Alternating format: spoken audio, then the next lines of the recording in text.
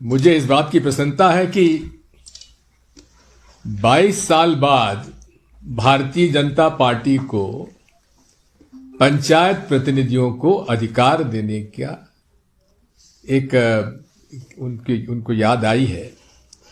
और हमने सोचा था कि अधिकार इस प्रकार के देंगे जिसकी वजह से अधिकारी कर्मचारी उनके नियंत्रण में आए, लेकिन उनकी घोषणा केवल एक हुई है, वो है कि जिला परिषद और जनपद पंचायत के उपाध्यक्ष जो कि शिक्षा समिति के अध्यक्ष हैं कानूनन, उनको जांच करने का निरीक्षण करने का अधिकार दिया गया है।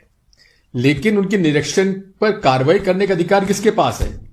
अधिकारी कर्मचारी के पास है। एक दूसरा, यदि माननीय मुख्यमंत्री जी वाकई में पंचायत और प्रहलाद पटेल जी से मुझे ज्यादा उम्मीद थी बनस्पत मोहन यादव जी के, क्योंकि प्रहलाद पटेल जो है ज्यादा जमीनी व्यक्ति हैं, गांव के व्यक्ति हैं, मोहन यादव जी तो शहरी उज्जैन के व्यक्ति हैं। तो पंचायत का जितना अनुभव प्रहलाद पटेल जी को होगा उतना मोहन यादव जी को नहीं हो सकता। लेकिन मुझे इस बात का दुख है कि उनके कार्यकाल में खुलेआम प्रदेश स्तर पर जो पैसा पंचायतों को सीधा जाना चाहिए वो राज्य सरकार, इसके पूर्व मंत्री जो थे पंचायत विभाग के महेंद्र सिंह सिसोदिया जी, उन्होंने जो एक सिस्टम बना दिया था कि 20% दे जाओ और मंजूरी ले जाओ, वो आज भी कायम है।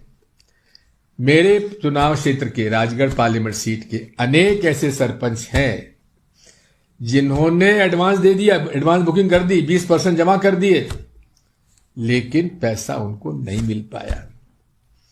कम से कम इतना तो कर दें माननीय मंत्री जी और मुख्यमंत्री जी कि उन बेचारे सरपंचों के पैसे जमा हो गए हैं आपके भारतीय जनता पार्टी खजाने में, वो कौन सा विंध्य भवन पर जमा हो गए हैं।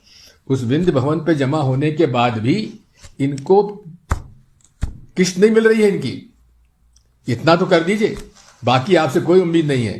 क्या आप इनको शिक्षक नियुक्ति के अधिकार देंगे?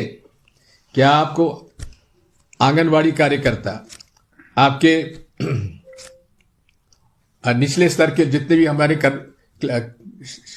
तृतीय श्रेणी और चतुर्थ श्रेणी जो पंचायत विभाग में काम करते हैं, ग्रामीण विकास में काम करते हैं, क्या उनको अधिकार देंगे? क्या धारा 40 जिसकी वजह से आप धौंस दिखाकर और सरपंचों को पृथक करते हैं, क्या वो कानून आप वापस लेंगे? बेकार की आप बात कर रहे हैं माननीय मुख्यमंत्री जी। कभी आपको बात करनी है तो आइए मेरे साथ बहस कर लीजिए।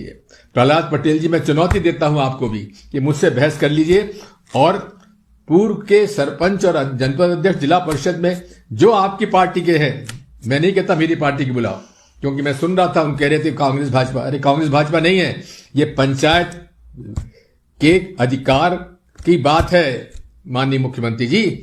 पंचायत के साथ साथ आपको नगर पालिका, नगर निगम पर भी विचार करना चाहिए। शहरी क्षेत्र में भी कब्जा पूरा अधिकारी कर्मचारियों का है, ना पार्षदों की कोई सुन रहा है, ना पंचों की सुन रहा है, ना जनपद सदस्यों को भी सुन रहा है, ना जिला परिषद।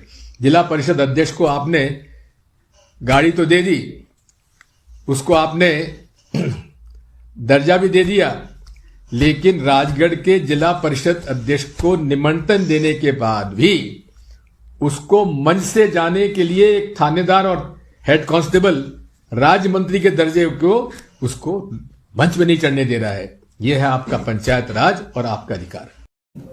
मुझे लगता है कि दिग्विजय सिंह से मुझे कम से कम विकास की सलाह तो नहीं चाहिए, पर उनको चुनौती जरूर है। अगर वो 20% की बात करते हैं इन 2 वर्षों में, और बाकी के जवाब में नहीं देता, तो मुझे लगता है या तो चुनौती स्वीकार करें या फिर वो मुझे चुनौती दे, तो मैं तैयार हूँ। सर, उन्होंने बहस की चुनौती दी है आपको, मुख्यमंत्री। मैं तैयार हूँ। दिग्विजय सिंह की चुनौती मुझे कभी भी स्वीकार है। आप बुलाइए, आपके मंच पर आने तैयार है।